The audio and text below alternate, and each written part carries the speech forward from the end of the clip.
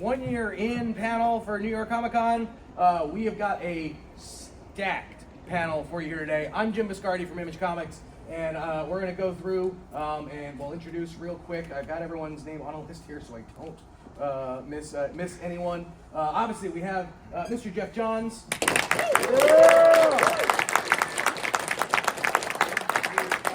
Bryan Hitch. We've got Fabok. Frank. Brad Anderson. Rob Lee. Francis Manapul. Reis. Peter Geiger. Peter Tomasi. Mazel Tov.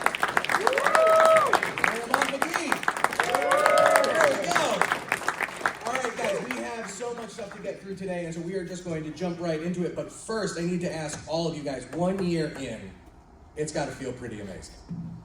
Geoff, for you, pulling all of this together, working with everyone here, you have often said that it really does feel like a one big creative family to you.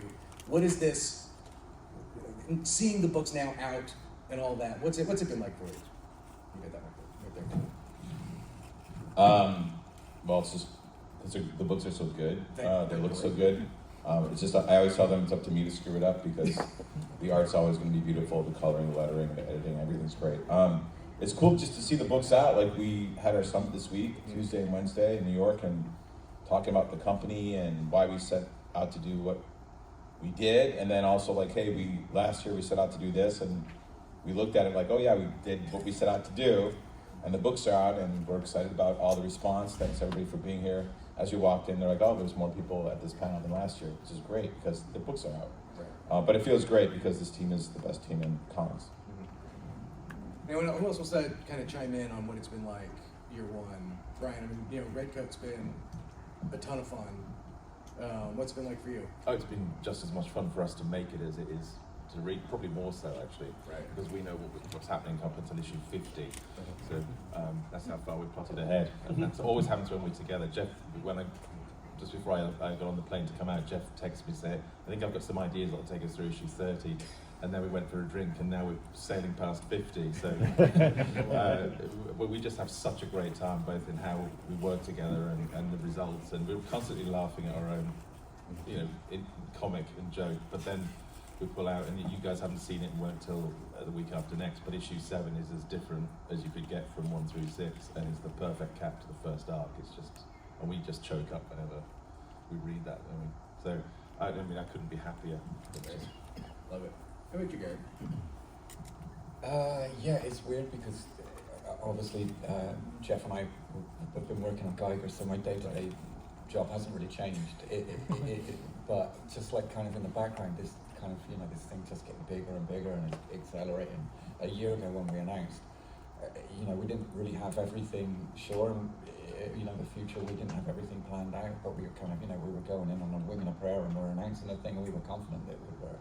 But now we're like a year in, and it's kind of like a feeling of not so much relaxation, but kind of like genuine confidence now. It's not just, we trust ourselves to do this thing. We think we're going to do a good thing, and we think it's going to work. It's worked. Right. All we need to do now is keep on making it work. Yeah, that's phenomenal. Cool. Well, let's jump right in. On that, we've got Geiger right up front, and like I said, you guys have been to me. The character design for Geiger is top tier for me. I love everything about the look, the feel of this book. Let's talk through, I guess, some of the stuff that is coming up. Obviously, November and December, you've got a little bit of you've got a guest artist from Paul Pelletier there. Walk us through what's happening in some of these issues. Yeah, Geiger. Geiger is Gary's very protective of this book. Geiger is in search with Nate, the Nuclear Knight, and they're searching for this other glowing man that has apparently been cured, and so they're looking for a cure for Geiger's, I call them powers or curse. And we see more of that curse as they meet these kids and get pulled to this small town that has, like all small towns, a secret that affects Geiger, and we get introduced to the new king and some others after Geiger. But the storyline really starts to explore what Geiger's radioactivity inside him does to him, and it leads into the return of Junkyard Joe in issue 10. These are great covers. I haven't seen that middle cover. That cover's awesome. I always like seeing all these covers.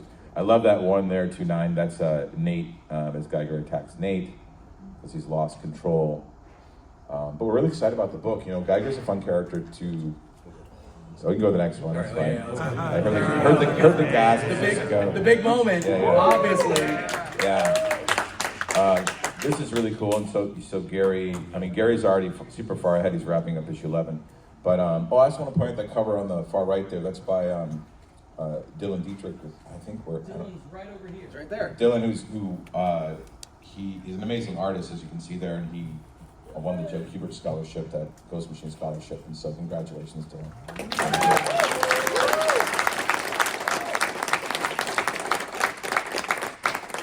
But anyway, in this issue, it's the return of Junkyard Joe, and I think that's all that needs to be said. And there's a really big surprise at the end of this issue. But you know, the thing that I love about Geiger, he's always a character that's trapped between what I call sympathy and savagery, because he cares so much about people, but he will mess you up if you hurt the people he cares about. And that's, you know, I think that's really visceral. That's what Gary and I tap into. We love the Incredible Hulk and all that things like that. And Geiger, really, the fact that he can get so violent because he cares so much, I think is really interesting. Gary, I'd love to ask for you when drawing Geiger, I feel like even when he is in his ego form, you're still able to convey an immense amount of emotion and things like that in a lot of these moments. What's that like for you, and what do you try to make sure that you do as you're putting some of those pages together? I mean, a lot of it is kind of body language, but the thing is just when I'm reading the script from Geoff, it kind of the images are coming and the emotions are coming anyway. So things like body language and stuff, but isn't not really often a cerebral process. It's just I see him in my mind behaving in a certain way, reacting in a certain way. But Geiger, and when he's in the glowing man form, it's kind of like Junkyard Joe in that you need to you can't like play around with eyebrows or anything, so you have to sort of recreate those things with lighting, and then also, like I said, body language, angles, head angles, positions, body positioning, to try to get this idea that they're reacting in a human way. Right, love that. We do have some preview pages from 10 to show, which are just gorgeous. I'll get there. You can see them. And I just want to say to all of you who've been supporting the book since Geiger and Junkyard Joe, but also for all your support on Ghost Machine. It means a ton to us that you guys are willing to take a chance on these new characters and us, and and we're trying to deliver the best books we can when we say they're going to come out, and we're just really grateful that you guys are buying these. But these pages are the same, and this is just here we go. Yeah.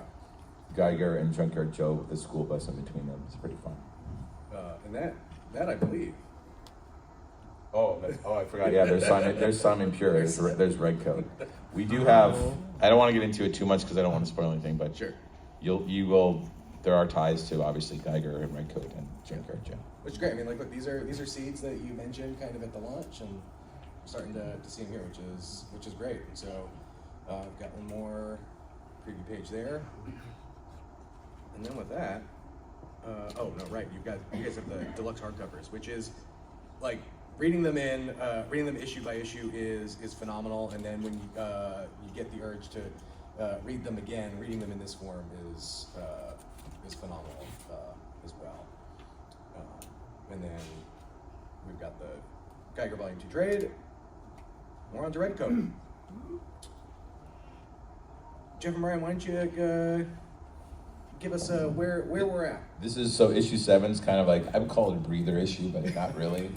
And then issue 8 is the most bloody, violent issue we could possibly come up with.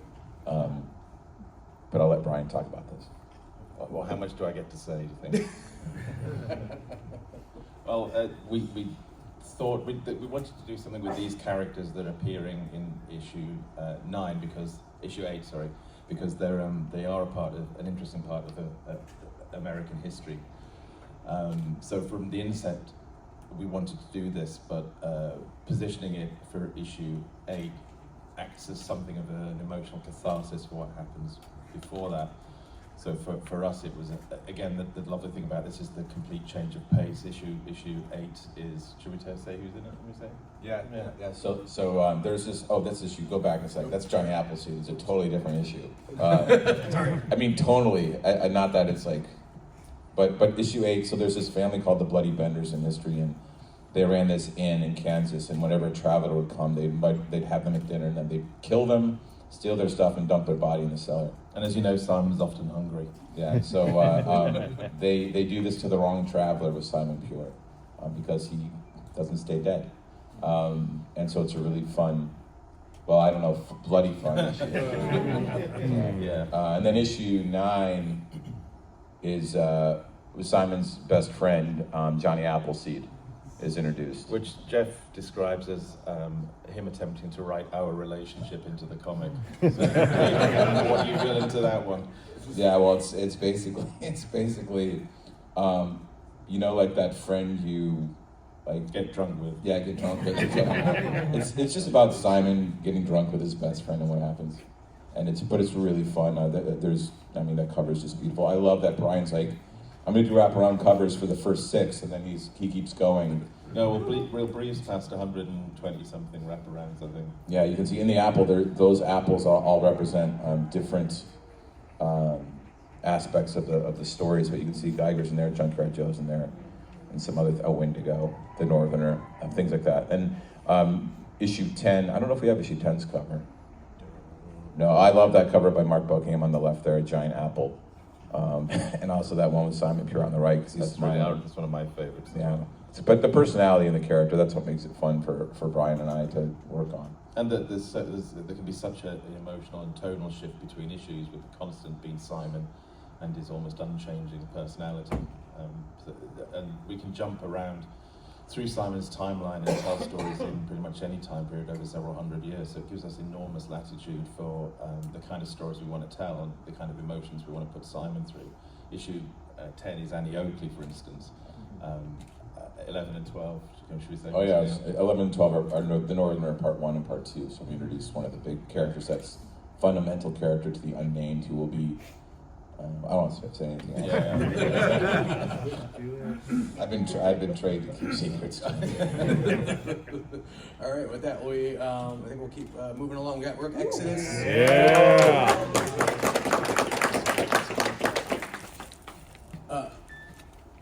Jay, I've got to ask, and it's probably like asking to choose which kid is your favorite, but I need to know which one of the wardens is the most fun to draw. They're all really hard to draw. That's your fault. Yeah, it's true. I wanted to do something that nobody else could ever do except for me. Well done. Yeah. Every time I have to draw a splash of Rook, I'm like, oh my gosh, why did I design so many belts and everything? But I actually, Direwolf's a lot of fun to draw. Rook's Ursa is fun. I always like that because you just thinking like the Hulk with a giant helmet and a giant axe. You know, so. But they're all a lot of fun and fun to create. And we have some really cool characters coming up too in the next arc that are going to be pushing it again. Well, here's issue 7. Here's covered issue 7. So the way that our books work, like Geiger's monthly, Hyde Street's monthly, Rockefeller's and Hornsby and Halo are monthly. Redcoat is basically monthly too. Mostly we do like 11 issues a year. With Rook, it's going to be told in chapters. So, because obviously Jay's artwork takes time, and we're working on the next story right now. So issues 1 through 6. I think issue 6 ships next week, and closes the first arc, and then issue 7 will come back early next year. We're not going to renumber anything because we don't like that. We want all our books, we actually, It's funny because I think like 2 years from now, we're going to have more books on higher numbers than Marvel and DC. Yeah.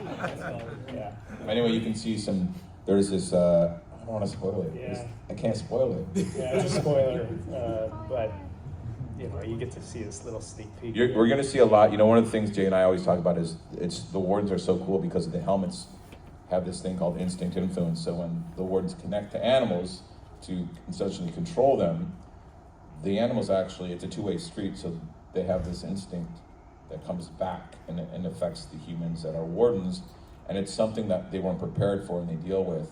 So this connectivity between the animals that they, their minds are opened to, like Rook and his birds and Direwolf and her wolves, that instinct influence can sometimes be overpowering, and we really deal with that in this next story arc. That's fair to say. Issue 6 is a big, bombastic ending to our first arc, and Geoff sets up a lot of great little teasers for the next part and where we're kind of going with this. And another fun thing that we've been talking about playing around with too is like the environment.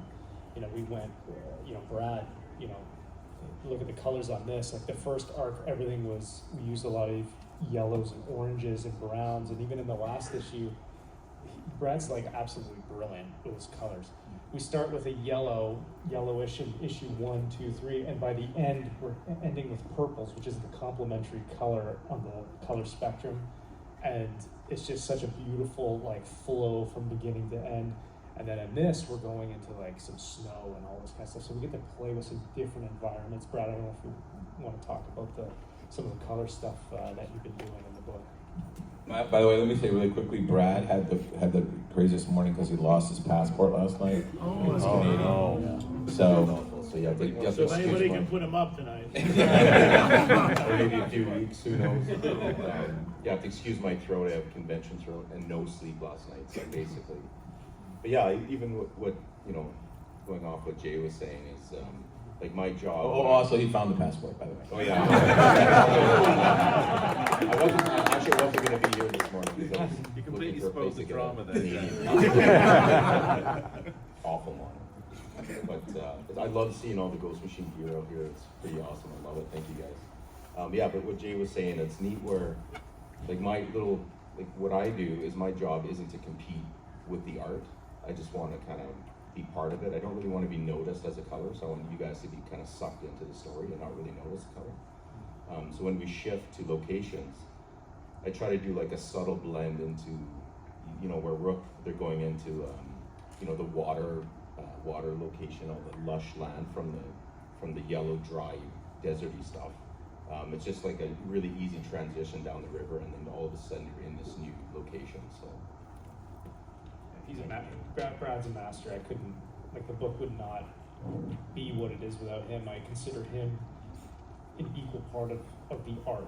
We are the artists on the book, and it's our artistic vision coming together that creates what the book is and the visuals of it, and it's incredible. One of the best parts about this company is the fact that it feels like a true collaboration, not only between the art teams on each book, but with everybody. We're all so excited about each other's projects, and we get into each other's projects, and we're happy for the success of everybody. It's a different mindset and culture than any other I've ever experienced with any other company, and we're not competing with each other to try and get the spotlight or anything. It's like I can't wait for everybody to see Rockefellers and Hornsby and Halo, because they're just such incredible books, beautiful books, and I want those books to do just better than my book, and because we believe in the company and everything that everybody's doing. It's a true team. It's unlike anything that's going on in comics right now. And I just want to give a shout out because just like Jay says, he and Brad do the art. Like Rob is my partner on the writing because the lettering, like I've had bad lettering on my books and I've had good lettering, but Rob's brilliant lettering. There's a reason that Rob is here and there's a reason his name's on the books, because he incorporates the story into the art as much as Brad and Jay work together. And Rob's not just passive, he has notes, thoughts, like he always puts in that extra effort that you guys don't see, but it really matters. I don't ever do placement. I've never done placement in my career because Rob's a master at that. But like good lettering it's invisible, but it's there at the same time. And that's what he does. So thanks, Rob. To that point, Rob, what is it like for you to because you get to play in all the sandboxes, and so what is that like, for you, and what do you try and make sure you bring to each? Well, usually being a letterer is like being mother of the groom. Your job is to show up on time and wear beige. But like Geoff was saying, it is such a collaboration, and there is interaction between the writer, the artist, the colorist. Brad and I are talking all the time. So it's an experience like I haven't had in my 30 some odd years, where there's a real true sense of connection to everybody on the team, and it just really stokes you. You sometimes in the old days you just felt like you were digging holes, and this is you really feel like you're creating something special, and you don't want to let anybody else down on the team. Everybody inspires everybody else. But that, speaking as an artist on a book, there are too many times things fall off between pencil, ink, and colorist and letterer, but I know where I want the lettering to be in my head when I'm creating the pages. I kind of see the color too, but I almost never have to communicate that stuff with these guys because the lettering's always where it needs to be. The color is always better than I could have come up with on my own. So it's not just the collaboration, it's the sense of absolute trust you have that if you have to communicate anything, it's a very easy thing to do. You're not fighting down that line of production to see a book that you're proud of at the end of the process. So it's always exciting to see it when it's finished and read it when it's finished, but that's as much down to these guys as it is to the stuff we do on the front end. Mm-hmm. Love that. Mom, look like you had something you wanted to say. Were you good? Yvonne? Oh, yeah, you picked up the mic. I would say for Rob, it's better when the artist let room for the bottom. All right. Well, Sorry, I got. we got a bunch more to barrel through, so we will keep the train rolling. Moving on to Hyde Street, which has been the response to this book has been phenomenal. It's been a ton of fun to see everyone really get into it. Geoff, I know this is a book you've been excited about. Let's talk about it. Sure. So Hyde Street, for those who haven't checked it out, or those who have, obviously it just came out a couple weeks ago now. Yvonne and I have been working on it for quite a while. We actually had a day in Denver. We were there working on all these crazy characters. But essentially, if you make a bad choice in life, by the way, it could be like if you kill somebody, or if you take your parking ticket off your car and put it on somebody else's, you might end up on Hyde Street. So the choices can be big or small. And it's all about the choices we make, but there's a place that you can turn the corner anywhere in a city, in a small town, and end up on this street. And on this street, there's what's called the residence. There's people there that are there for a reason that we'll find out in the book, but they'll leave you to damnation, and that includes this 8-year-old Boy Scout from 1955 named Pranky, who's one of my favorite characters to write, just because he's like that cover on the left. I actually have that original art I got from Yvonne. It's up in our office, the Ghost Machine office, and this is just it's inspired by Twilight Zone, Tales from the Crypt, Lost, Black Mirror, like all Universal monsters. Like I grew up on those classic kind of Universal monsters, and horror, but it's more psychological, emotional, and kind of fun horror. But it's a very different book than the other books, which I love that the books are all very, very different. But it's gorgeous, and Yvonne's created so many wonderful characters. These are pages from issue 2. This is the issue 2 focuses on. His name's Philip. They call him Pip Pranky Peabody.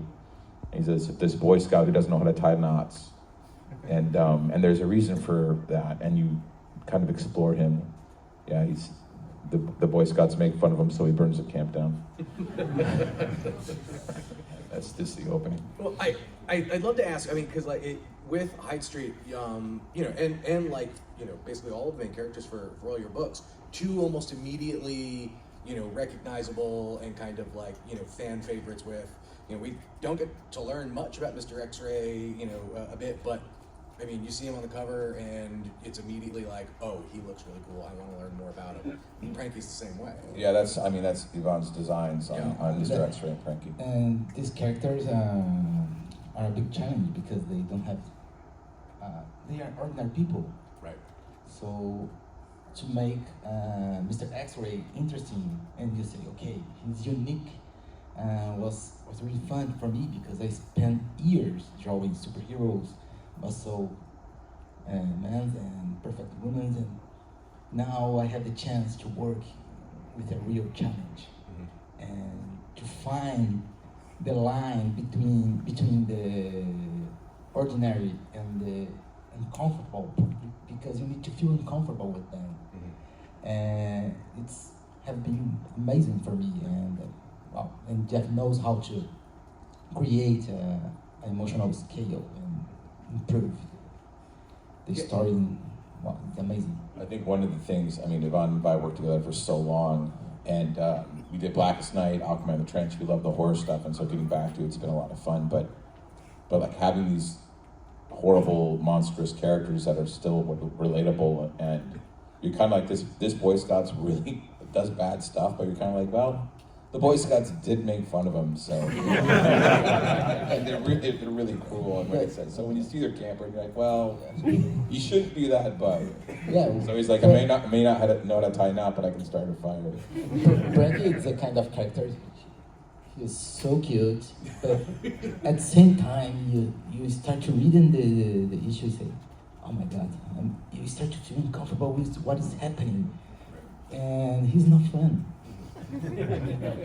He's a tough history behind him. His background, it wasn't easy for him. Right. So you learn a lot about him and I was drawing, feeling the same thing. It's uncomfortable, but we need to do that because it's a horror story. I mean, I think we've all wanted to burn someone's camp down at some point. I gotta ask, is that a scout badge? Yeah, so there's a few different, like Mr. X-Ray is kind of a normal guy, but he has these glasses and they do help him see everybody's secrets, Sure. which we'll learn about. And these badges that Pranky has, if you look close, he has a steamroller badge he got from issue 1, running that old lady over, who did deserve it. And yeah, he gets badges for all these. He loves getting his badges, but Pranky and Mr. X-Ray are the main two characters kind of competing for these souls here. But there's all these other characters, again, called the Residents, that occupy this space that will come to meet and they have different relationships and wants, needs, and backstories of who they were before they came here and why they're here, and what here is. What is Hyde Street? There's this character called the Scorekeeper we introduced in issue 2, who's overseeing everything. You learn a little bit more about the secrets of what this place is, and we have a big story arc. Like this is not, it's both an anthology but a serialized story at the same time. So when I say Twilight Zone or Tales from the Crypt, it still has a big story, like our Green Lantern Run, building to a bigger thing, which I won't get into. But then issue 3 shows Pranky and Mr. X-Ray on, I don't know if you have the covers. Oh, there's some more pages. Yeah, that's where the cops go to his house and say, hey, you shouldn't make your dad so mad. Keep ice on that eye, kid. I think we go right into that. Yeah. So, Maytal, let's talk about Devour a bit. I know, let me just set up one thing really quick. Maytal's an amazing writer. I worked with her on Stargirl. She's an amazing writer. And this story she's come up with on Hyde Street, these things that happen on Hyde Street, it's a one-shot, and it really changes the POV to the victims of the residents and the victims of Hyde Street. But it's an amazing story. But Maytal did a wonderful job on this book. It's a cool one-shot. You guys check it out just to see what she can actually pull off, because it's a pretty awesome story. Yeah, it's so Maytal, this obviously is a story that follows a character that I know you've spoken quite a bit about in some interviews and things like that. So let's talk about the character a little bit and what you wanted to make sure you got into this one shot.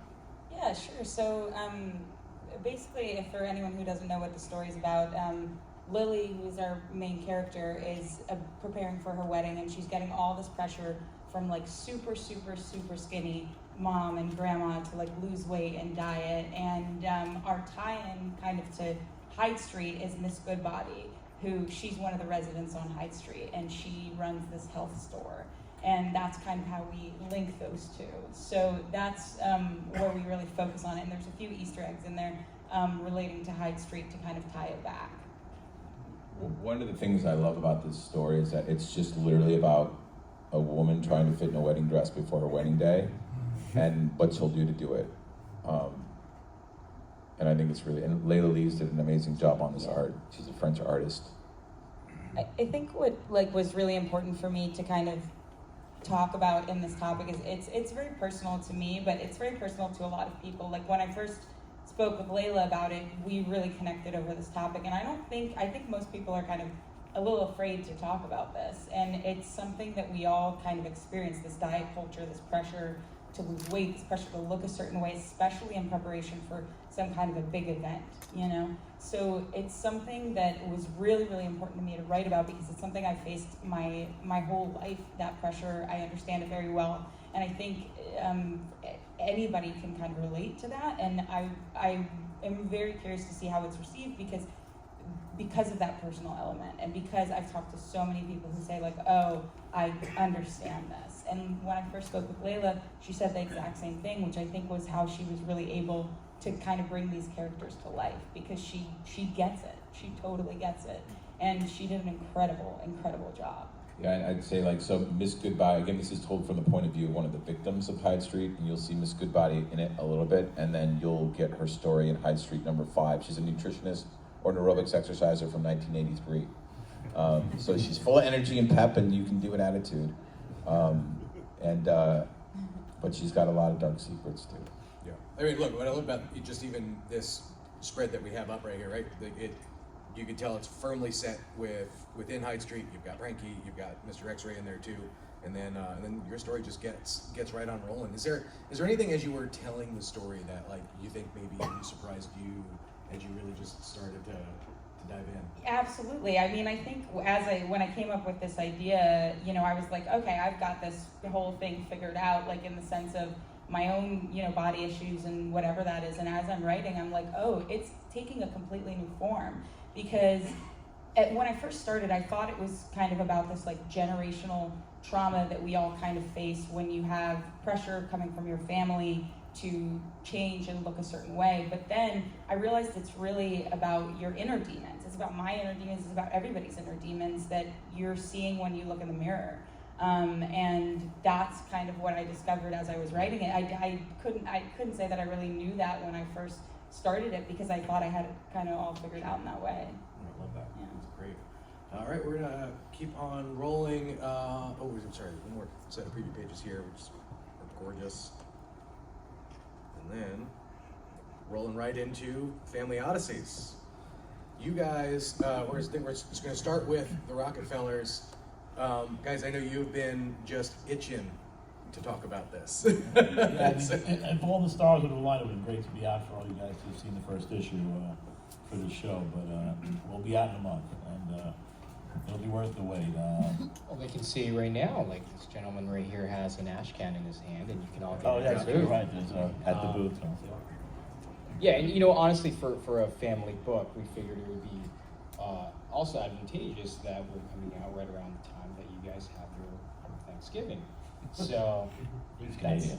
we had our Thanksgiving, so we beat you guys by like a month. Yeah, no, it's a perfect time to introduce this family from the future, and here they are living somewhere in Washington where the leaves are beginning to turn, and yet they're going to be meeting their neighbors for the first time with a pool party, because guess what? They have the technology to tweak things around and do things that the uncommon Keep things on the warmer side. yeah. yeah. So it's a lot of fun, you know, because it's a book about this family who escapes the future and is hiding in our present in order to escape certain death. Right, Pete? That's about it. There. And there's a special witness protection program that's based in the future, and is utilizing many different eras to hide people. And of course, we're following this family for the first time, so it's pretty cool. So we've got we also have some more covers to show here, guys. As we go through some of these, and we've got some preview pages. Can you give us a little bit more about just the genesis of it, right? Like the where coming up with the idea, and and gorgeous interior pages here. I love how, Francis, I love how you incorporated the title like that, like Yeah. old school comics, like a landing. So cool. Yeah, but sorry, it was more just like I'd love to hear more just about putting this together and what you're excited for fans to see as they hit the ground running with that first issue. Yeah, I mean, a lot of it was really just Pete and I talking. When I first found out about this massive team forming, I wanted to see a way into it from the stories side as well. So I think Pete and I spoke on the phone for like 2 hours. Where I said, "Hey, listen, Pete, this Pete, not the other Pete. The other Pete came on as well. But it was one of those things where where my career was headed and what I was feeling personally at the time, and currently, having become a father, it was important for me to tell things that I feel are current and poignant in my current state of that time. Mm-hmm. And I could not think of a better person to write about family than Pete. So when we started talking, I'm like, hey, listen, let's do something. Let's come up with something that people of all ages can really read and delve into. But at the same time, we wanted a book that what we call a gateway book, something that if you were a comic shop, you could just easily grab off the shelf, and if you were like a 60-year-old person or a 10-year-old person, you could easily give it to them and confidently say that the contents of this book would be entertaining and engaging for those specific, like a broader audience, right? Because especially since this is essentially an adventure science fiction book, right?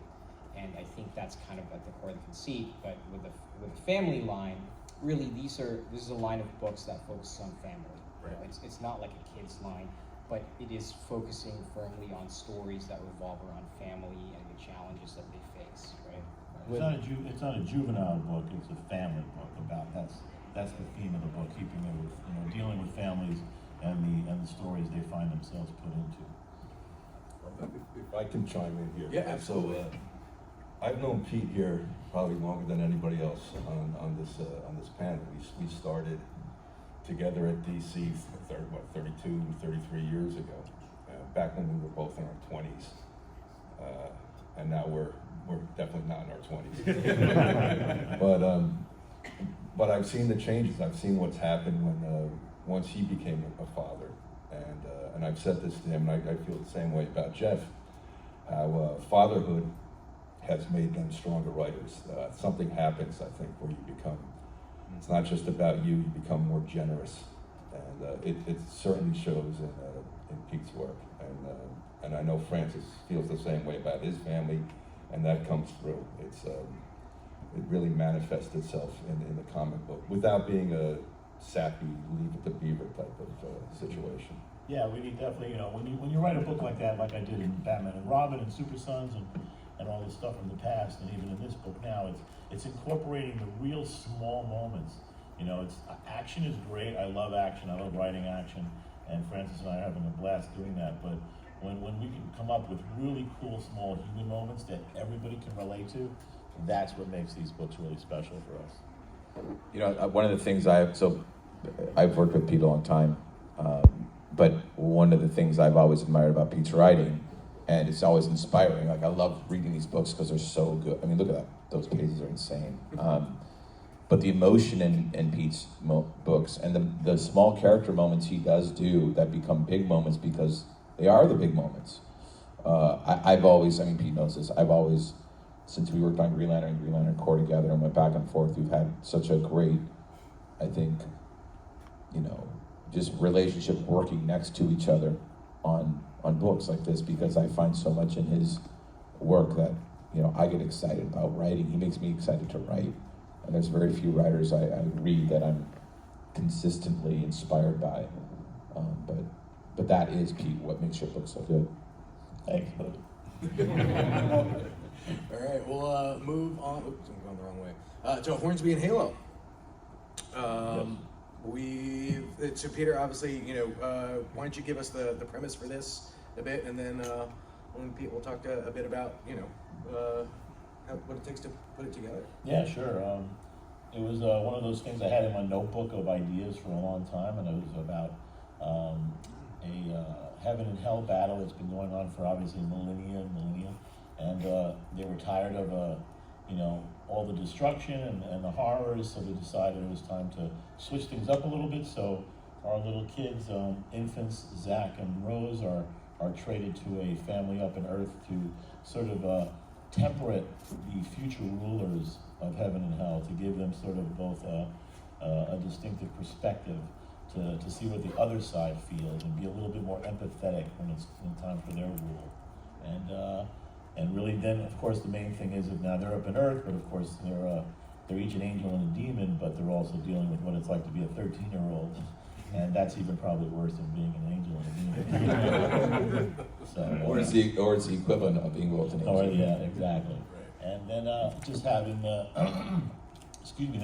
luck again to work with an old friend, Peter Snyberg, who we did Light Brigade together and The Mighty together, and I was an editor on Starman. He was drawing it, and all these artists in this company are just amazing, because the best thing about them is the humanization of it. Because even when you look at these pages that you're looking at now, I mean, there's such a life to them that you just don't get with a lot of comics today. And all the guys in these teams are just bringing it. And Peter I've really just always enjoyed working with him, and it's been great talking to him on the phone, and aside from the hours, the time difference in Denmark. But otherwise, we have a blast working together. And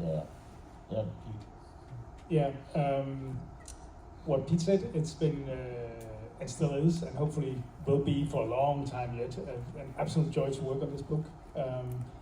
I've always had a fondness for stories about kids and stories with some humor in them. So this is why it's a book with a lot of action, and it has the family drama and all that. It's also a fun book. It's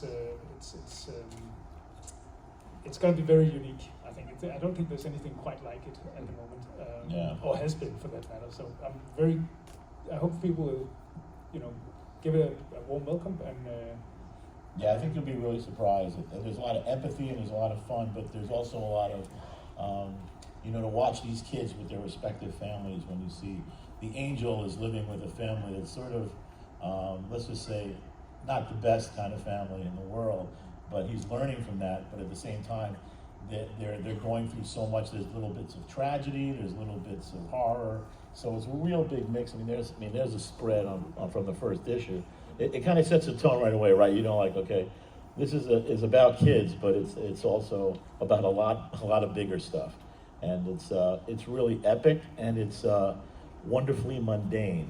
And I think you'll really, if you give it a crack, I think you'll really enjoy it and get pulled along. Can you go back for a second to the first page? I just love on the left there. There's Rose, and she's I love when she's grabbing these horrible demon creatures are coming for this little demon baby, and she just grabs them and plays with them and kills them. But one of I just think these are beautiful pages. I worked with Peter in the past before too on JSA and some Flash issues, and always was amazed by his work. But one of the things I love about all our books is the heart in them, because there's heart in this team. Like, this team is all heart.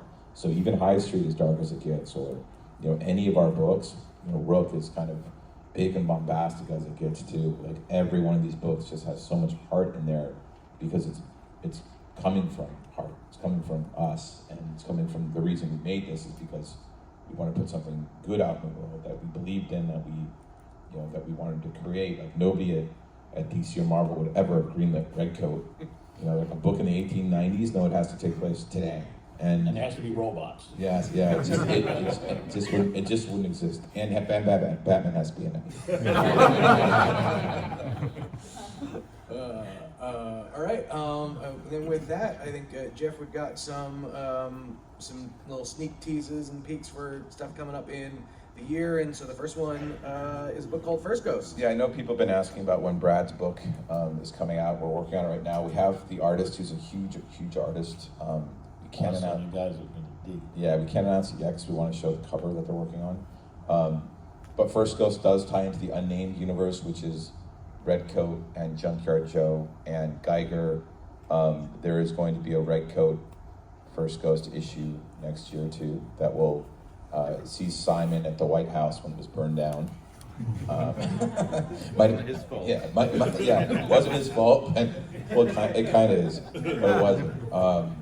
As Simon usually says, like, it's usually my fault, but this time it's not, I swear.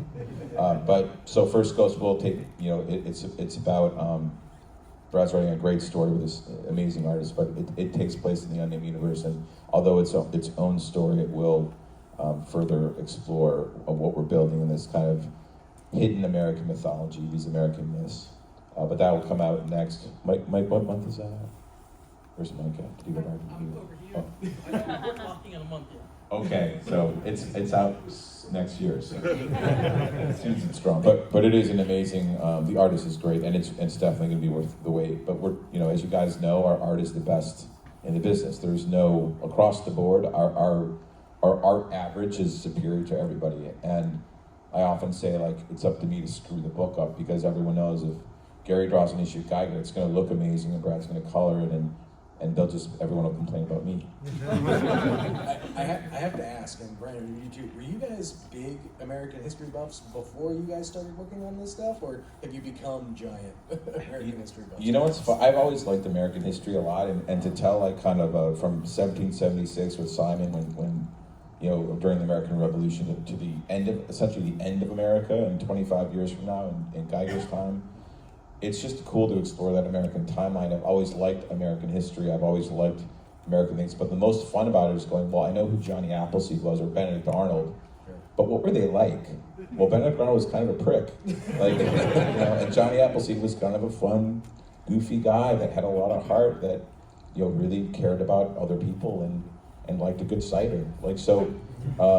Giving these characters personality as we go through history is what's been really fun, because we know who Albert Einstein is, but now we really know who he is, and we're going to get to know him even further, and see, just the people they were instead of just the names, the faces and paintings and pictures and things like that.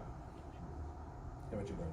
Well, I have a uniquely British take on American history, so to kind of fits the book. I love history.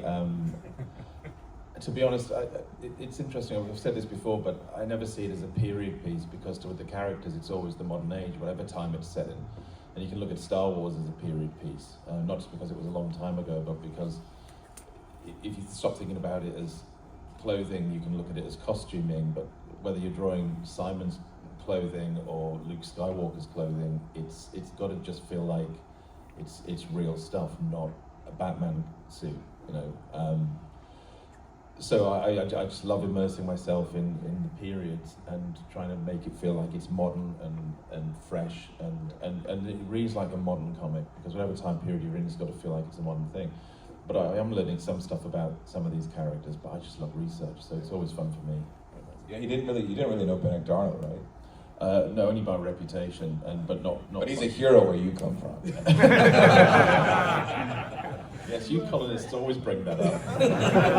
Us colonists. We'll get to the last. I'll just say this just because it's funny when we were talking about, because all these books come from somewhere, like obviously, emotionally, what we like. Maytal's story is obviously personal. Pete, mine, all of our stories come from a personal place. And with Redcoat, it was really, how long does it take somebody to change and become a better human being? And we thought, well, more than a lifetime. And let's see how many lifetimes it takes. But it did come from these conversations, and then we picked, we're like, well, who's the most unlikable, undeserving immortal? And that'd be an Englishman. Yeah. All right, and then the last tease that we've got is the next in the Hyde Street, and that's what Lamont. We've got you here to talk about the Soless. Yes, you do. I want Geoff to start this because I don't know what I can and cannot say. Well, Soless will be out. We can't say a lot about it either, but Soless will be out next year, probably around Hyde Street. I'd say 10, issue 10 or so. But these stories that, Hyde Street explores the residents of Hyde Street, and these other books explore those affected by them through their POV, like Devour is a one-shot, Soless is a miniseries.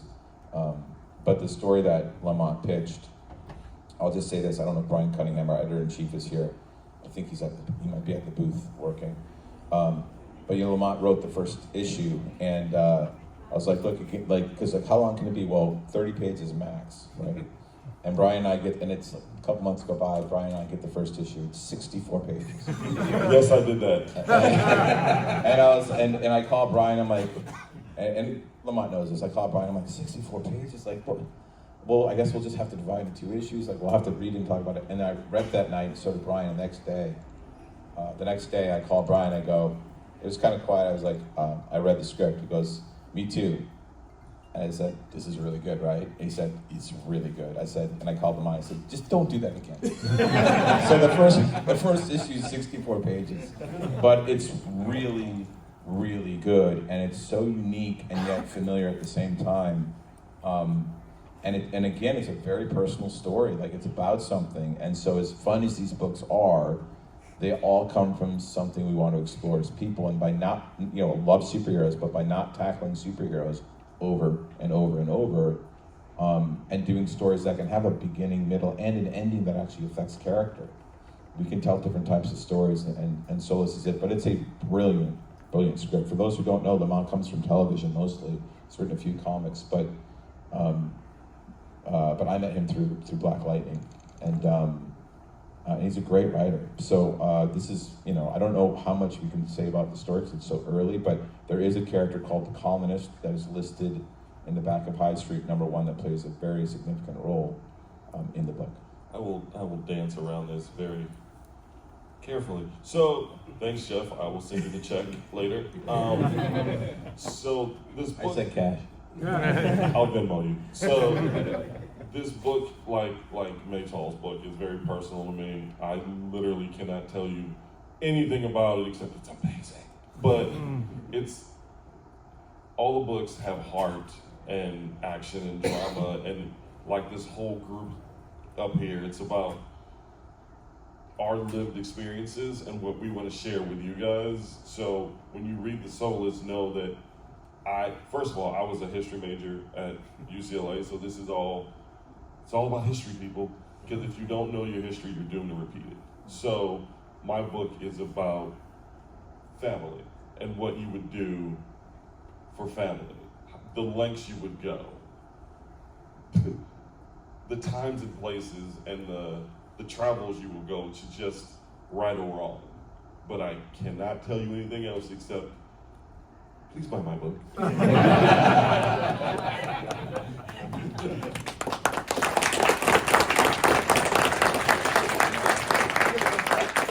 You guys, I'm going to say one more thing too about not necessarily just the Soless, but when we set out to do this, we really creatively we said, well, what kind of stories do you want to tell, what kind of genres, and it ended up organically becoming 4 corners of reality, totally. So we have our horror corner with Hyde Street and Soless and Devour. We have our action adventure corner with Geiger and Redcoat. We have our science fiction corner with Rook Exodus, and then we have our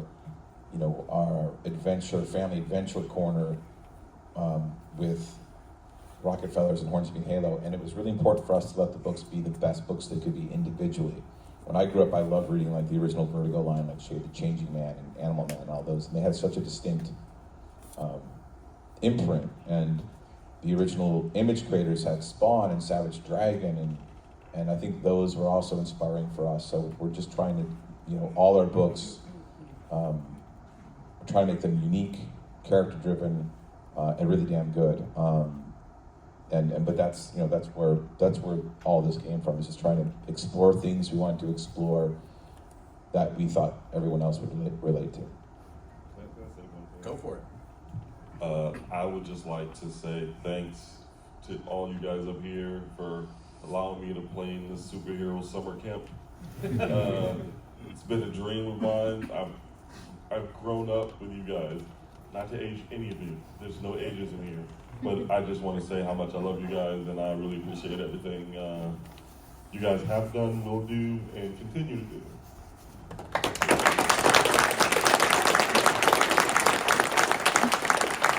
And with that, ladies and gentlemen, let's give it up for the Ghost Machine.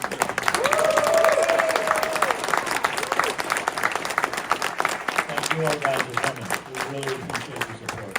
Thanks, guys. Thank you. Oh, and there's we're doing a signing at the booth at 12:30. Bring your Ghost Machine books. Be there. And DC and Marvel, that's fine.